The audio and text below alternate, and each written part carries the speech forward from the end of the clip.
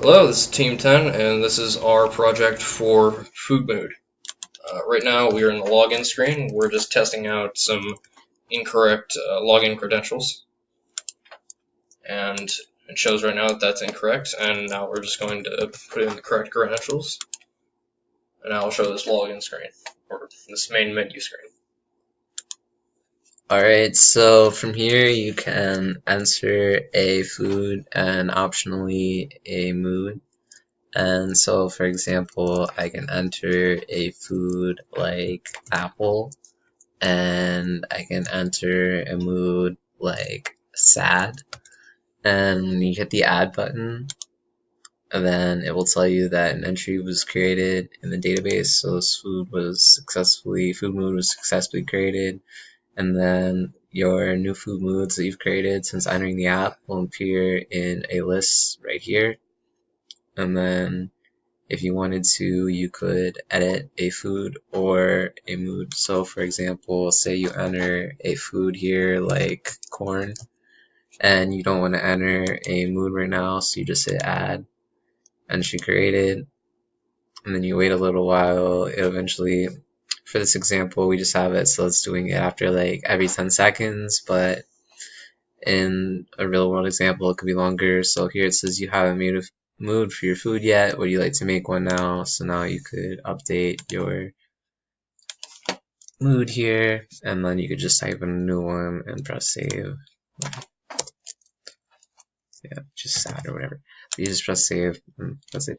And then that's that. So that's like adding a food or a mood. And then we've got a couple other use cases here, like that was the notifications, and then we've also got the statistics and the recommendations. So here's the statistics view, and it's just an example, like the food of the day is just the most common food. So like here is just test food upload because that was a value that was in there a few times. The foods today, 46 foods were entered and 27 moods have been entered for those foods today. So that's just an example of the stats view. And then we've got the food recommendations, maybe. That's on the right side. What? That's this one. This one? Yeah. My bad. Okay.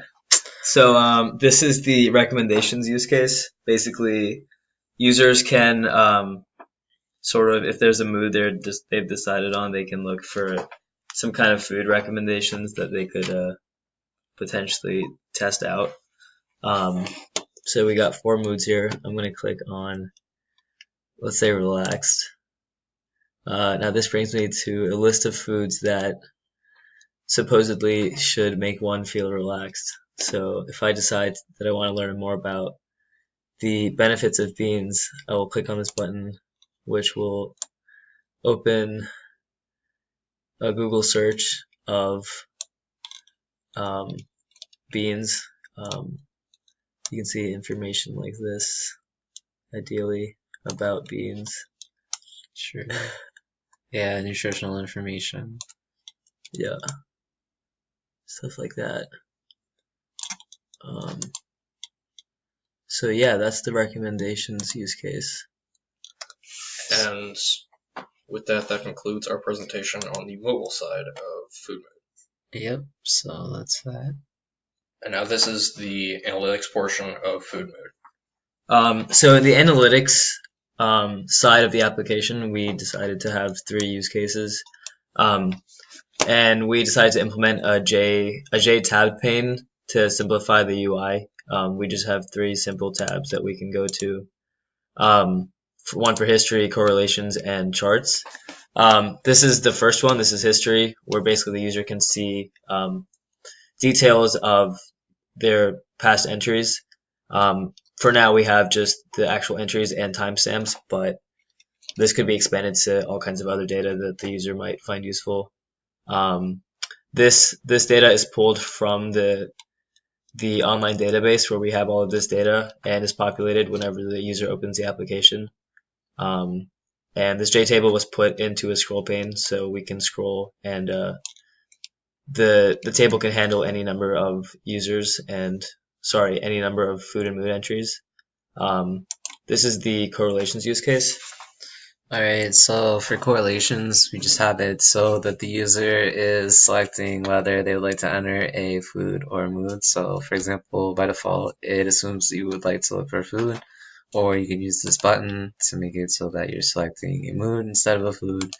So for example, we can search for our favorite food, which is an apple, and we hit create table, and then we'll get the results here. We got all of the moods that were associated with Apple, for example, cheery, sad, happy, and good, and the occurrences. So we've got how many times did each of those occur in relation to Apple. So twice happy and one for each of the other ones. So happy is the most common mood for when we eat an apple.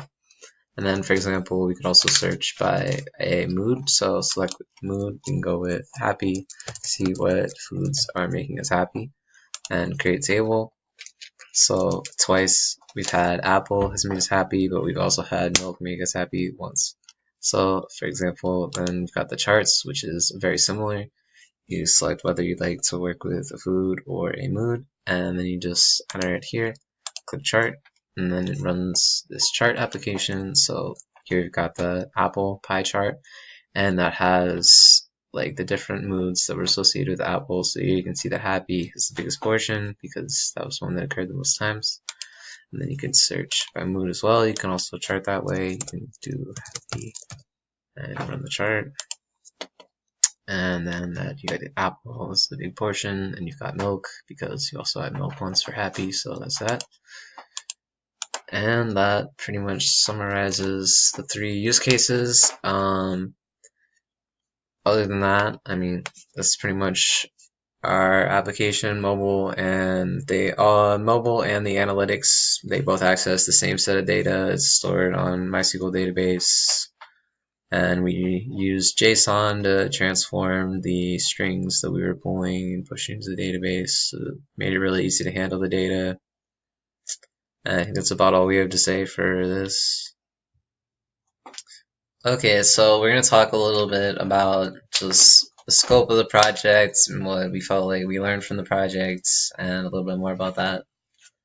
So from the beginning of what we were planning throughout this class was to have at the end at least one small standalone application in NetBeans that uses data that isn't stored just inside a NetBeans application. Something that uses PHP, JSON, SQL, anything.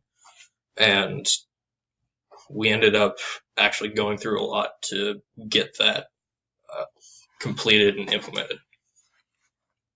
Yeah, we felt like this project was a good opportunity to branch a little bit outside of NetBeans and just have a more of a learning experience. So we use some things like use 000 web hosts, which is like a free service that allows you to create a database and manage some files. So for our data persistence, we use some JSON to transform strings, but we were just posting to PHP scripts on our server, and then that would insert or pull data from our database, which was also managed on our server, which was all for free. So it was a very cool learning experience just to manage data in a new way. And something else that we worked with was like we did the Java FX for the charts. So that was a pretty cool learning experience just to try something new and branch out a little bit outside of what we've been working on. Yeah, talking about the persistence of data, I think what Sean said about thinking we were just using a single application that would contain all the use cases. We figured text files would work fine for us, or just any sort of locally stored data. But when we realized that we'd have to separate it, we figured that there would have to be some sort of interoperability with just the data at least. So we had to kind of branch out and find like some sort of way to share data between two separate running applications. So that was pretty interesting to learn during this process. Everything sounded pretty easy to begin with, but as we went through the project, we learned a lot, like Max said,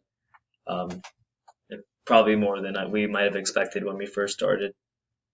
It was definitely a large learning curve, but at the end of this, like, it was very, very useful to learn everything that we did. Like, being able to manipulate data in a database from a NetBeans application is a really, really useful skill to have. Yeah. And so This is Team 10 once again, and this is our project for FoodMood Incorporated.